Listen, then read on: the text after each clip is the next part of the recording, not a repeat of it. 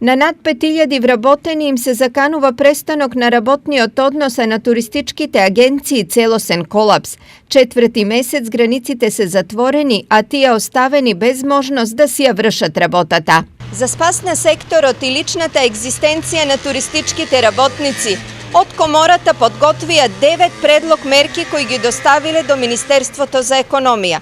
Клучно за нив е субвенционирањето на платите и придонесите да продолжи до август и државата да покрива 100% од сумата.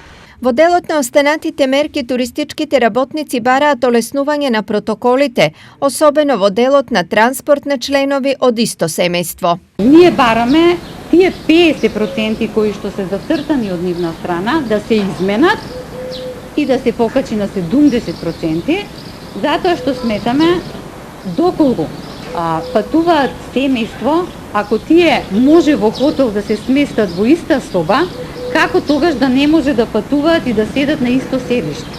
Кој ќе им ги доплати на превозниците празните седишта?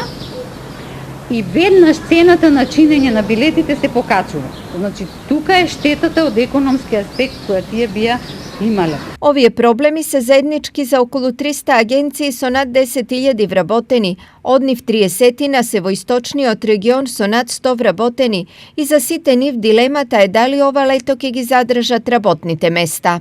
Значи тоа што е било планирано како да има приход, да има средства за работа, тоа го нема. Ние се наоѓаме, да речеме, оваа гранка на стопанството во најтешка состојба. Мала надеж за работниците во туризмот е домашниот туризам и се уште за нас отворените Турција и Албанија, но интересот засега за летување е многу мал. Од тука единствена шанса за опстанок тие гледаат во државата.